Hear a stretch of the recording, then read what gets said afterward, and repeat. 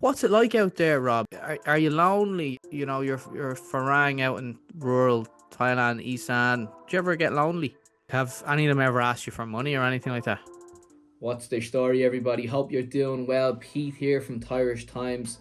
I've always been fascinated by Westerners who have left big cities like New York, London, Sydney, and then have made a move over to settle in rural Thailand. And we're not talking about the touristy places like Phuket. I'm talking remote villages where the pace of life is the total opposite of what these people have experienced back in the West.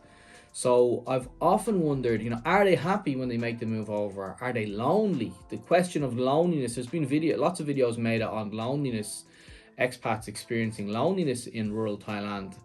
And it just always gets me thinking. So today we're gonna interview Rob from the UK, and we're gonna have a chat with him, and he's gonna tell his story of moving. He worked in London, moving from London to rural Thailand. We're gonna ask him these questions, find out, is he happy? Has he integrated into Thai society? And yeah, so that's what we're going to get through today, folks. Hope you enjoyed the video. Leave me a comment down below in the comment section. Cheers. Rob, thanks for coming on. You are in Sisaket in Thailand, which is Isan. And I want to get into your whole story of how you kind of, why you settled there. So in the email to me, you said, your first trip to Thailand was back in 2004. Can you tell us about that? Yeah, sure. Basically, a mate of mine, Steve Walker, lived in Minbury, and he said, "Look, why don't you get yourself across?" I was between jobs for a couple of weeks, so I headed across. And I'll be honest, I know it's many people say it, but from leaving Don Juan, by the time I got to Ramintra, I said, "I'm going to come here a lot. I'll probably end up living here." Then by the time we went downtown on our first night out, and that was a real eye-opener, by the way, I just love the craziness of the place and the friendliness. Wow. And so 2004, what age were you then? Oh, that's a good question. Well, I'm 60 this year, so 20 years ago, so 41, 42. So you had a good friend over there that he was already living there in Bangkok before you then, yeah? That's right. I mean, I either owe him a lot or can blame him a lot for the pattern of my life, really. He was my former landlord in Scarborough. Then he moved down south. I ended up in London working. And then when he came over to Thailand teaching, I thought, yeah, why not? I need a holiday. And yeah, as I say, I just fell in love with the place. And then did you come over then every year from 2004 onwards? Yeah, at least once a year from 2006, probably twice on average, because I discovered football and cricket are played out here. It was in 2021 then that you decided to make the move full time to Thailand. Tell us how you decided why you decided to make that move. Well, as I say, I was always intending to. I lost both my parents in a reasonably short time, 5 years apart. They died relatively young. And I worked for London Underground in customer service. And I wanted to wait until I could take early retirement. I had the option of taking a lump sum and then X amount every month. So COVID actually did me a favour because we were priority workers. We had to go in to keep the service going, and there was nothing going on. So I saved quite a lot of money, and I was following. Oh, it was terrible. Following online every day, seeing when the border would open and everything. And as things transpired, yeah, when I was 57 in November, the borders opened, so I came over the end of November 2021. You moved to an area called Minbury in Bangkok. It's a massive suburb. It's in the east side of Bangkok, isn't it? That's right, east side, about 10 kilometres north of Sabanabone. And so then, how did you move then from Minbury to Sisaket? Well, I started going into a local bar restaurant. Little did I know that my future wife owned it. And I was going in, it was just across the road from our condo. The place I used to use in Minbury had been demolished because of the SkyTrain extension. And I saw the lights on at this other place. I thought, I might as well go across. no stress, really friendly, really helpful. And now my wife, she can speak a little bit of English, probably about the same as I can speak Thai. And I explained, this is, well, why do you live here? I said, well, I don't want to really live in Sukhumvit or Pattaya, or I want to learn. And gradually we built a friendship, and she didn't open until 4 o'clock and started taking me for days out in the car, for places that I would never have seen. So I was relying on public transport. And gradually our relationship blossomed, and she said, what would you think of moving to Seasicket? And I said, well, I've no ties whatsoever. I'm happy. I'm happy. I've always gone off the beaten track, Pete, even when I've been on trips with lads. Some people might think, oh, it's being contrary for the sake of it, but it's the same in England or in Europe when I lived there. I went all over watching sport or discovering places rather than just sticking to the usual. And then that's a big move then for you because Minbury, like if anyone doesn't know, it's a massive suburb, busy traffic, Thai suburb. But there's a lot going on. There's a massive market there. But then to go to Sisaket, which is rural Thailand, how did you find that move? I visited Isan in 2018. I was over for 2 weeks and I caught a plane to Ubon and went along all the cities along this sort of route. Ubon, Sisaket, Sarin, Buriram, Karat. So I knew a little bit about it anyway, but I didn't know anything about being in the countryside 21 kilometres away. Because Sisaket's, although they call it a city, it's just like a small provincial town, isn't it, in UK and Ireland? Were there other foreigners around there or?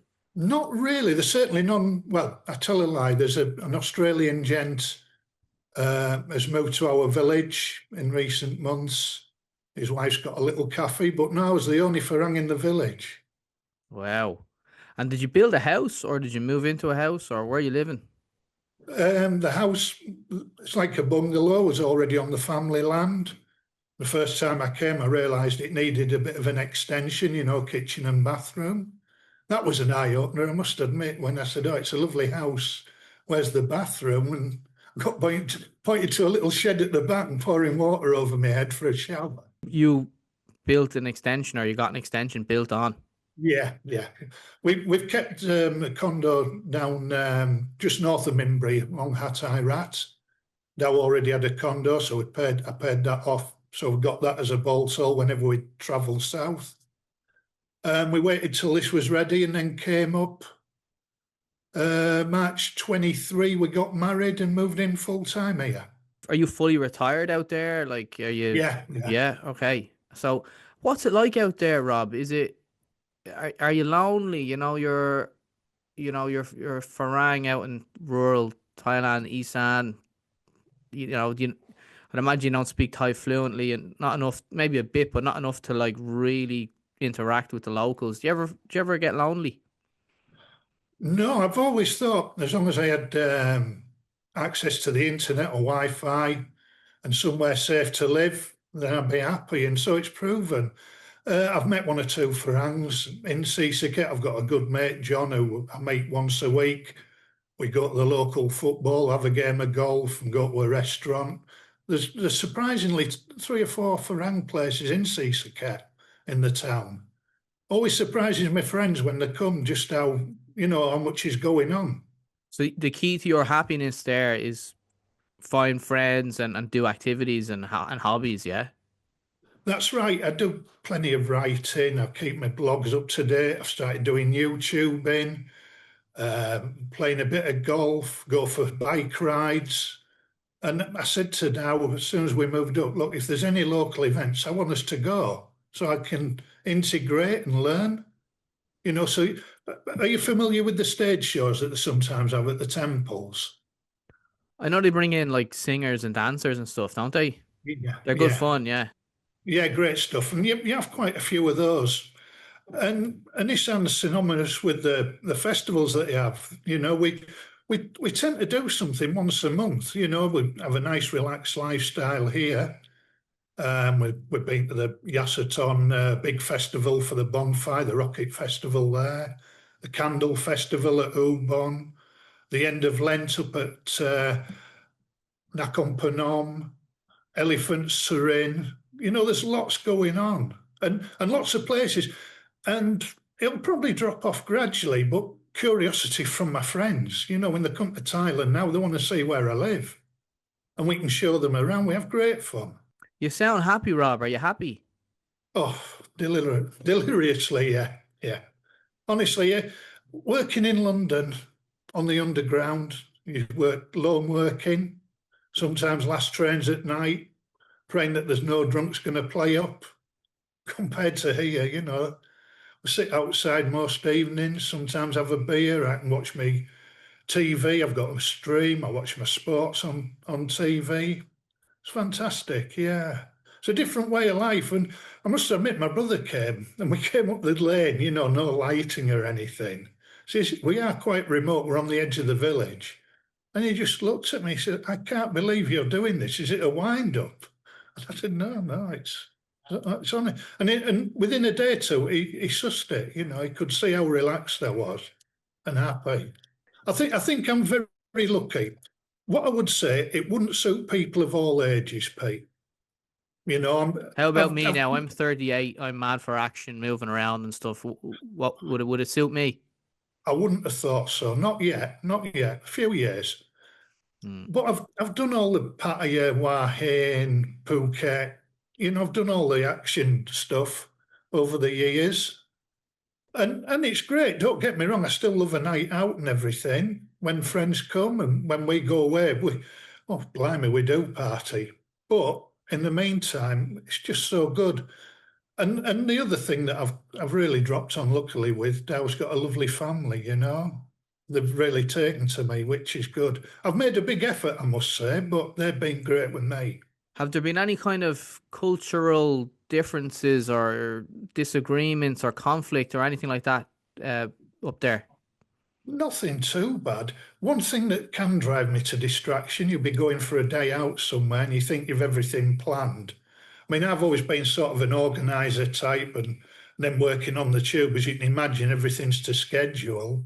Then you go out and it's like, what's going on? You haven't a clue. We went on a long tour and I thought I'd been abducted a couple of times. I hadn't the foggiest what was going on. It was in a nice way, because I'm easy going, but I like to, when you get it in your head that you like to know what's happening. I'm exactly like you.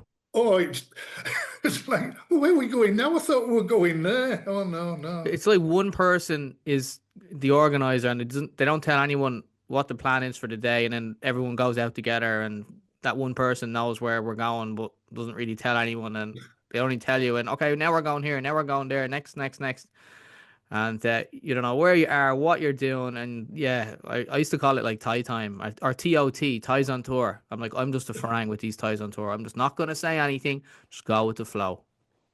I sometimes do say something, but it's probably easier just them doing that than trying to translate and explain to me because I'm not going to get the final say anyway. But you know what I noticed when you do end up in these groups with the Thais and you're traveling around, you always end up going to the best places, best restaurants, a place you'd never find with delicious food. You go to cool places, scenic places, and stuff you'd never find on Google Maps. Oh, unbelievable, isn't it? You think, well, why are we going there? And then all of a sudden you're like, well, that's why. They know. They Yeah, do know. their country, they know. Yeah, yeah. What was it like the first time you met? Sorry, what's your wife's name again? Now, Dow. What's it like when you met her family for the first time? that was an interesting experience. We drove up, and I think she was more nervous than me. I can get on with everybody. We drove up. It was 8 hours or so. It was funny. About 3 miles away, she had to stop and ring up. I thought, oh, well, where we living? And she had to ring her mum. She'd forgotten where the house was. So we arrived, and there was all the old ladies of the village had come to watch and inspect this farang when he arrived, and they'd had a fair few scoops. The loco had been out, and we sat down. Big open areas outside family houses, the corrugated lean-to that you get, an open plan. And they were sat on this like platform, little table that they all sit on. We were sat separately, and I said to Dale, I said, "No, come on, this is no good. I'm not going to learn anything sitting alone." And one of them offered me a loco, and I had one, and she drank another. And it was a bit of a gamble. I called her Lam Yong. You know what Lam Yong means? Lam Yong is no, I don't know what's that. Lady drunk. Lady drunk. So you Yeah. called her. You were joking with her. I said, come on, Lam Yong, I'll have... And that was it. They just all erupted with laughter. Apparently, she has this reputation, and I'd worked it out within 5 minutes. Well, if she'd have been a serious woman, it could have really backfired. And that was it. Just laughter started, and it was great. Oh, she comes round. My auntie Lam Yong, she comes round regular, shouts at me, gives me a hug. And what, you We sit down and take have a drink with her? Yeah, oh, yeah. Sometimes, yeah, yeah. She can be in a real party mood. It was one of the most pleasurable things I did. I took her and my mother-in-law. They'd never been on a plane before, so we took them from Ubon down to Bangkok, and it was just a great experience, you know. Did they enjoy the plane ride? Oh, amazing.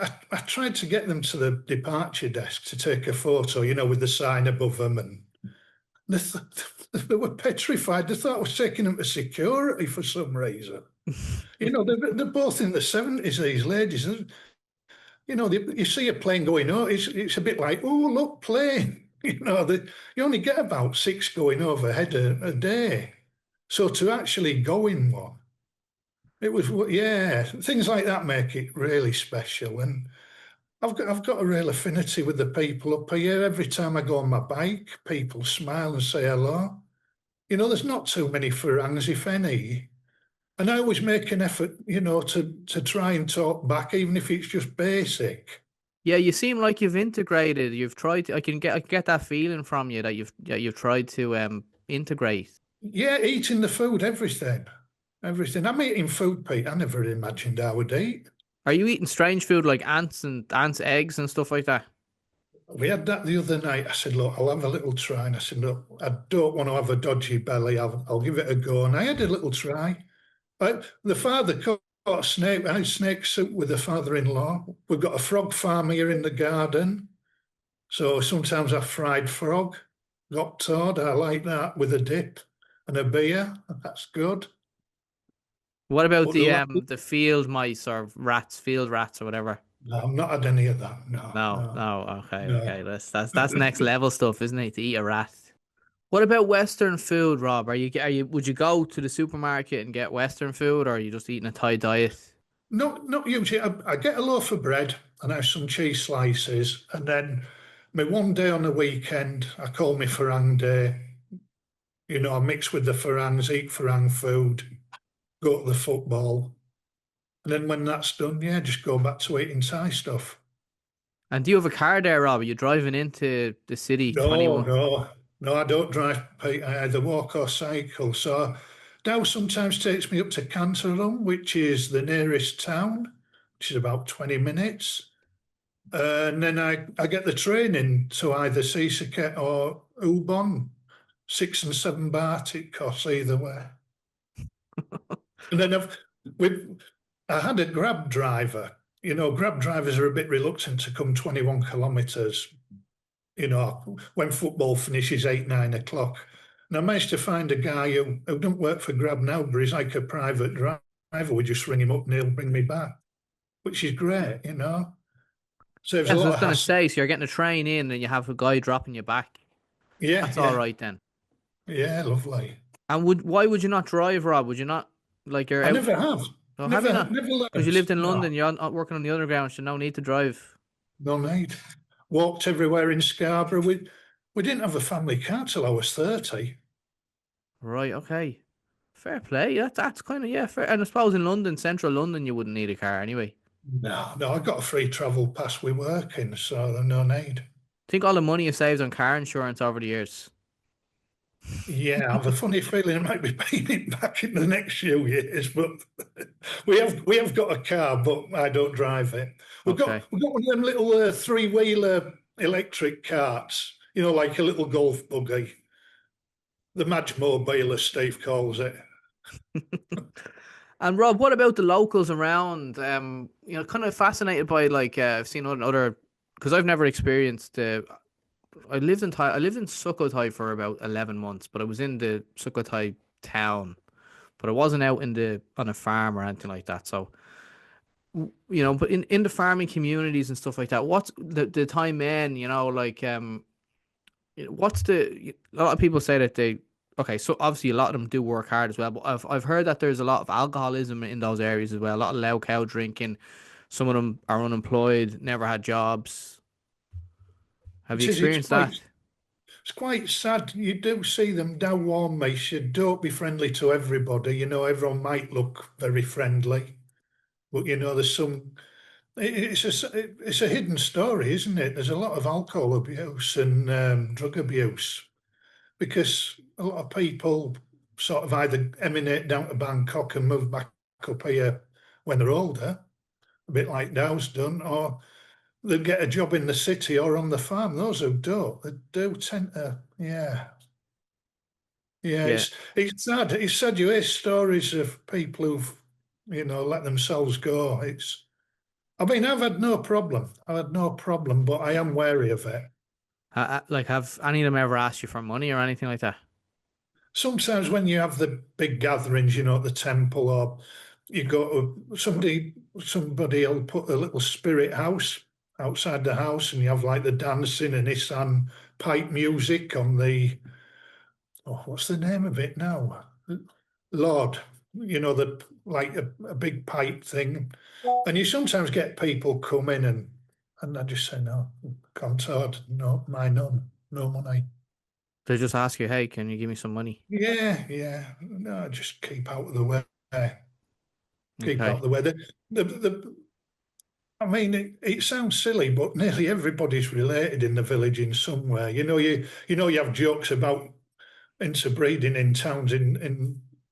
There is a lot of people who are related to each other here, and they look after each other. They make sure everyone's okay. One thing I found really touching: the local school here has only got about 63, 64 pupils, and unless you have 100, you don't get full government funding. So they went round the village. Everyone in the village got an envelope to put some money in to try and raise money to improve the facilities, because the government were helping. So I decided, being daft as I am, I walked to the football that week and got my Farang mates to sponsor me. And they had a big festival at the school, put the stage up, the dancing and singing and everything. And between the village and my collection, they built a new kindergarten. It's the first time the kids have had indoor toilets and aircon. So when the kindergarten kids have had their lunch, there's somewhere to sleep, cool and everything. It's collective things like that I love. I think it's because I'm of an age where in the UK, when I was young, my parents and everything were involved in a social club, and you went on trips out, and there was a more feeling of community, wasn't there? And I've got that vibe back again up here. I can get the vibe off you that you're happy. I've interviewed guys before that are in Isan and rural Thailand, and some of them kind of I get the feeling that they might be bored and lonely, but I get the feeling that you've got an active social life. You're happy, you're relaxed. I think, but in general, I'd say you're kind of a relaxed person, carefree person. Anyway, are you? Not generally, no. Honestly, No. I used to be very stressed out. Yeah, very stressed out. But I still can. I still can. But if anything affects me now, I just get on the bike or go for a walk, and everything's cool again. I listen to it. You interview a great guy called Paul Wallace. He offers me a lot of good advice. Yeah, you're friendly with Paul Wallace. Yeah, Paul's a Yeah, legend. yeah. Talks a lot of sense about relaxing and not worrying too much. Have you met Paul? Have you met him face to face? Yeah, in fact, one of my stressed out situations is down to Paul Wallace. We used to go and play snooker in Minbury when I was down there. Steve came along and one or two others, and I really enjoyed it. And then we started getting slightly better and improving, and I just couldn't play, Pete. I was useless. I couldn't. It was like I'd never picked a cue up at times. And I hate that. If I do something, I want to do it right, whatever it is. I got really upset with myself. And that was it. I packed in. I said, look, I'm really sorry. I'm going to have to go home. But it's just a bad day, Rob. We always get them. Oh, no, but it happened 2 weeks running. I thought, oh, no. I mean, I'm probably not the right person to buy a set of clubs like I did the other week and go golfing. But we're lucky, we're out in our garden. We've got about 25 metres, so I've been practicing.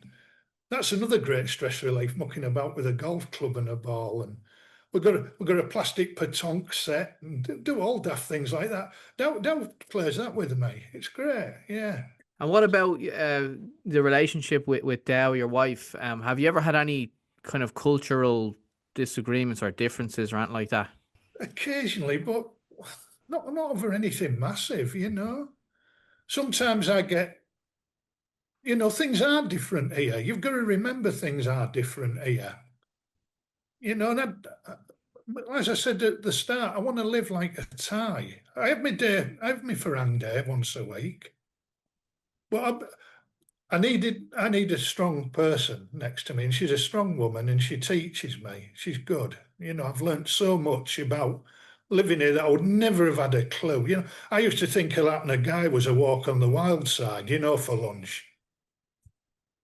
Or if I went down and had Cowman Guy, at the end of min residence, I thought, oh wow, I'm really strutting my stuff now. And I knew nothing.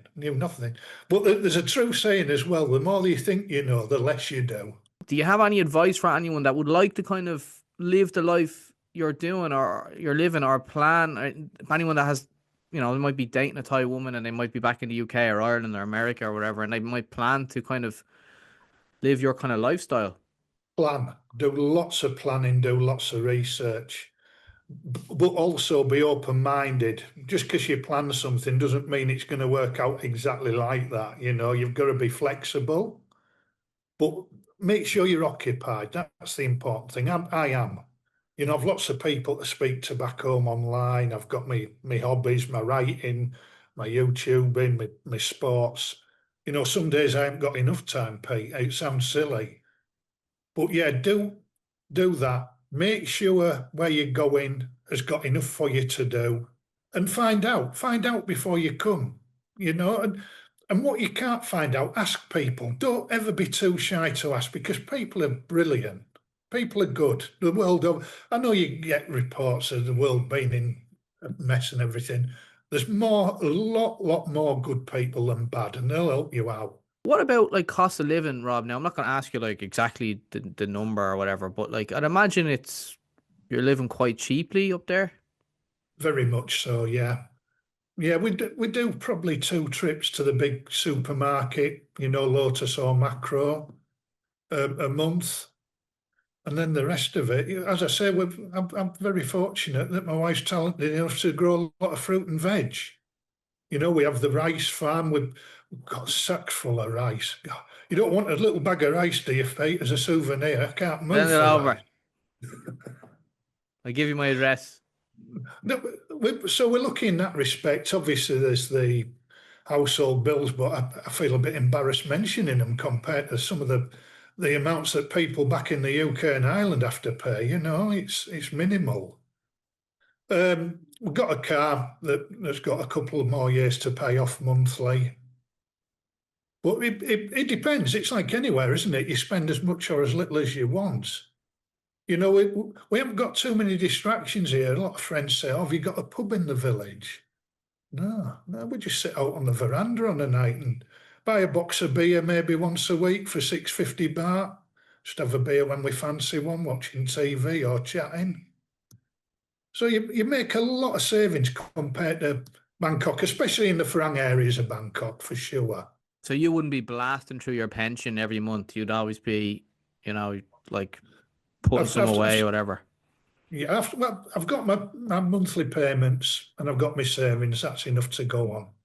Has the key to your success or your happiness in Thailand being has that been to do with finding a good partner, a good wife?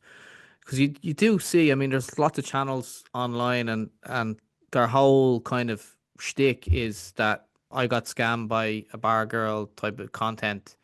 and that there is a lot of negativity out there towards Thai women, and you seem to be happily married. As that, and you said, you spoke fondly of your wife earlier, said she was a strong woman, she's taught you a lot. Has your happiness in Thailand been to do with the success of your relationship? Definitely a massive impact. I would have been okay alone. I could have managed. I didn't know I was going to get settled down when I moved out here. My plan was just to travel around by public transport. But I have so much pay. Honestly, I'm just a different person. Brilliant. She's brilliant for me. She honestly spend so much time together. Very rarely we go separate places. It's maybe my Farang day, or maybe she'll go to sometimes you go to these shows and it's too loud for me. I've got some industrial earphones, but I feel such an idiot sticking them on. Honestly, I What are went they, to big, one. big, big things like that over your head, over Yeah, your yeah, ears yeah, yeah, to put them on? yeah. Honestly, one of these shows, Pete, my chest was vibrating. I thought I was going to have some kind of attack. Honestly, I had to go home. I felt such an idiot, but I wasn't gonna risk my health for it. But I yeah, suppose some people are more sensitive to sound than others. yeah, yeah. And I went to the last one, a big village show, and I was all right. I was all right. I loved it, but it was more sort of it covered more history and dancing and less than just full on music. I like the little stage shows, where they sort of wheel up with a truck and pull the stage out of the front. Is that when you And can it, walk up and give, 100 baht, tip the singer 100 baht and stuff like that? it always amuses me. They generally have 5 or 6 girls dancing, and the costumes are all the same size, but the dancers aren't. And it's always a table of Thai guys just drinking Regency and just like all They're, kind of like, they're, oh, and they walk up and tip 100 baht in. they've soon worked out which one's got the dress that's not holding much in. They know what they're doing. They know what they're doing. I Uh, remember I worked for a funny story for you actually. When I was in Sukhothai, I worked for I was working for a school there, and we went on this big trip, and we went all the teachers got into this maybe 4 or 5 buses and all went down to Phetchabun down by the beach, and like you said, it was one of those stages came out. So basically, these Thai teachers, these Thai guys, organized for a little stage to come out, and all these sexy Thai dancers got on the stage. And it was my first year in Thailand, and I think the other guy from Manchester, his first year as well. And these Thai guys got legless drunk, and they were falling around, going up to the bar and putting 100 baht in down the kind of the bra of the singer, and the singer was like she's bending over, accepting, and like oh, cup and cat. And the Thai teachers, the female Thai teachers, came over, and they were absolutely disgusted what these Thai guys had done. And the female Thai teachers came over, and they were like, "We're really sorry, this in Thailand we don't really like this. These Thai men are not good men. Do not be like these Thai men." It's so funny. They were sat there all night, the Thai women just like that, while the Thai guys got legless drunks, falling about, drinking their Regency. the times I used to end up at Dow's place in Mimbry and said, "Go on, sing, sing," and I thought she thought that I was a good singer. She used to say, "Oh, superstar, superstar singer." And what it was, she was trying to alert people going past that she was open. Karaoke. She'd go and sing Mm. some songs. And she says, "I'm all right, yeah." And you're trying to impress.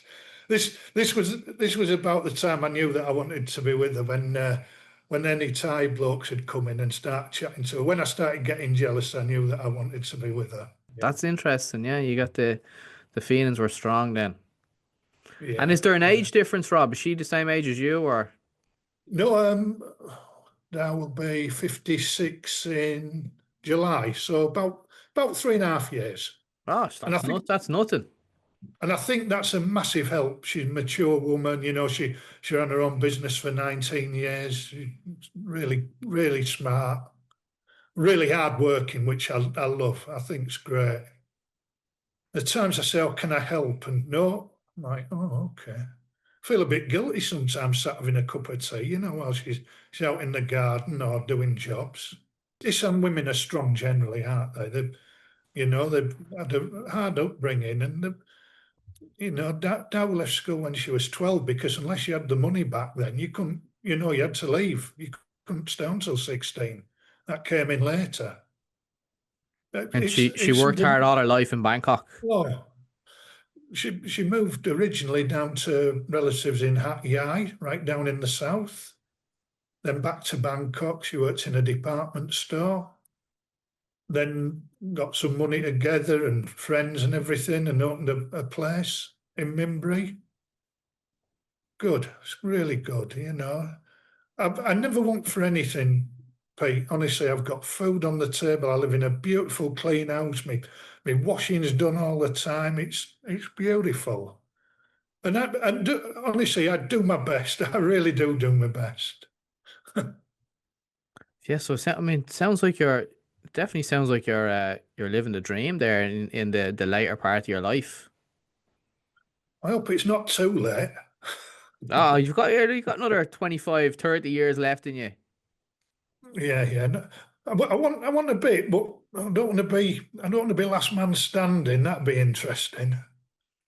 Yeah, well, like I mean, this is something now, kind of a deep question, but like, do you ever think, uh, like dementia, right, is Yeah. the worst kind of illness to get as you're not as an old person, and like you have to make sure if you're in a foreign country that you have good people around you. Now, it sounds like you have good people around you, but I've heard horror stories of guys out in the sticks in Thailand, and they're 80 years old and they get dementia, and all of a sudden their bank account gets absolutely raided, and there's a lot of bad stuff like that. Now, I'm not saying it happens all the time, of course it No, no. doesn't, but it's something to think about, or it's a kind of it's a fear. It's one of my fears, basically. How do you feel about that? Well, I wouldn't know what was going on anyway, which is one aspect, I guess. Yeah, it's a good answer. And to be honest, now and her family think I'm bonkers anyway half the time, so I don't think it'd change too much. I don't know. Obviously, you have a fear. If anything happened to Dow, it'd obviously change things massively. Yeah. One piece of advice I would give: we managed to, although our house is on the big family land, we managed to get all the paperwork sorted out, so it's all in her name. Sorted a tie will out. If you go to the local administrative offices and get a medical, I went to the hospital over the road, 150 baht for a medical. Went back to the government offices. They'll sort you a tie will out there and then. And that's great peace of mind. If Dow did pass away, like what happens to the house and the land? Well, I don't know. I guess it would probably go to a son. I'm not sure. I mean, I know that I'm always welcome here, but I'm not sure I'd want to. But it's something I try not to think about, but it obviously does cross your mind occasionally. I don't think I'd move from this part of the world, Pete, to be honest, because there's enough transport connections, by train, bus, and airport, so you can be anywhere. And as I say, I'm past the sort of full-on expat life that you tend to lead in the, Pattaya, Hua Hin, Bangkok. And what about, health insurance? I'd imagine it's quite costly, is it? Like, you don't have to tell me exactly how much, but I'd be interested to know, what it would, kind of a ballpark figure. I've put mine aside. What I've got X amount in my bank account to cover for my visa anyway each year. And I can always reduce that down to a marriage visa, if any health issues come. Oh, so you're self-insuring, are you? Yeah, yeah. Okay. I just keep it aside. If anything goes wrong, I've got the money waiting. I looked at insurance policies, Pete, and I didn't particularly think they were good value. Go on, Rob. Tell us about your YouTube channel. Plug your channel. Oh, thanks very much. It's called The Travel Adventures of Rob B. And I wouldn't expect too much drama on it. It's a bit more like daytime TV, if you like. Just gentle living and the places I go. There's a bit of football in there. There's a lot of travel. There's a lot of adventures, road trips. just anything that catches my attention, really, that I think people can watch and enjoy. I'll plug the link. I'll leave the link down below for anyone who wants to check it out. Yeah, Pete. The football I love. Obviously, I'm involved up here. We have a weekly podcast called a Thai Football Podcast, which is available on Spotify and all the latest channels. So anyone who's thinking about getting into the game over here, going to matches, give that a listen if you would, please. And I'll leave the link for that as well down below. Pleasure, Rob. Thanks for coming on again. Not at all, Pete. Thank you so much, and thanks for having me on.